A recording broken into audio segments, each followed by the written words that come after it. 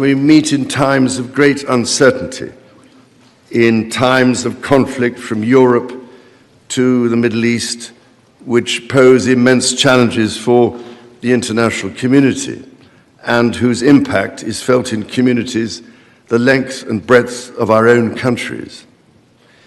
We meet too in the aftermath of the incident not far from this great building that sought to harm the leadership of your nation and to foment wider fear and discord.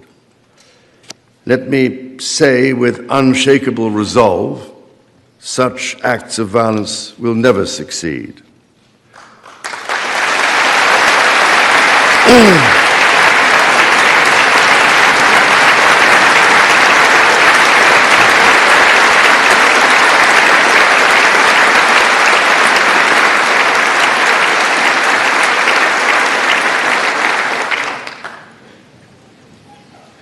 Whatever our differences, whatever disagreements we may have, we stand united in our commitment to uphold democracy, to protect all our people from harm, and to salute the courage of those who daily risk their lives in the service of our countries. Standing here today, it is hard not to feel the weight of history on my shoulder, because the modern relationship between our two nations and our own peoples spans not merely 250 years, but over 4 centuries.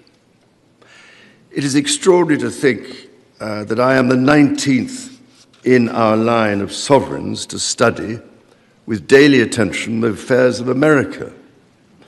So I come here today with the highest respect for the United States Congress, this citadel of democracy created to represent the voice of all American people to advance sacred rights and freedoms. Speaking in this renowned chamber of debate and deliberation, I cannot help but think of my late mother, Queen Elizabeth, who in 1991 was also afforded this signal honor and similarly spoke under the watchful eye of the Statue of Freedom above us.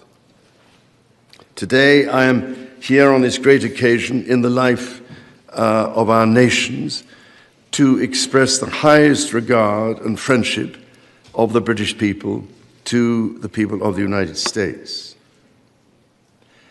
Now, as you may know, when I address my own Parliament at Westminster, we still follow an age-old tradition and take a Member of Parliament hostage, holding him or her at Buckingham Palace until I am safely returned. These days, we look after our guests rather well, to the point that they often do not want to leave. I don't know, Mr. Speaker, if there were any volunteers for that role here today. As I look back across the centuries, Mr. Speaker, there emerge certain patterns, certain self-evident truths from which we can learn and draw mutual strength. With the spirit of 1776 in our minds, we can perhaps agree that we do not always agree, at least in the first instance.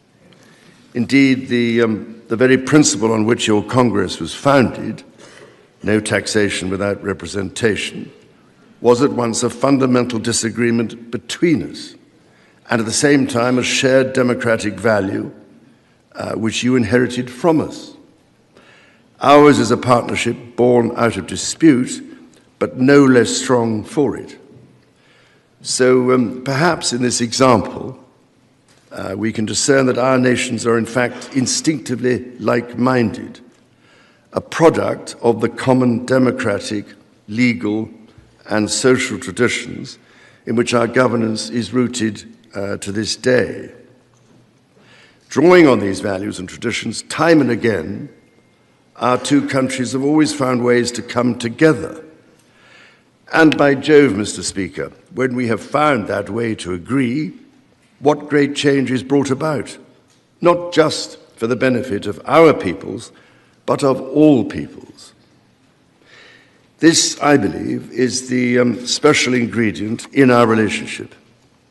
As President Trump himself observed during his state visit to Britain last autumn, the bond of kinship and identity between America and the United Kingdom is priceless and eternal. It is irreplaceable and unbreakable.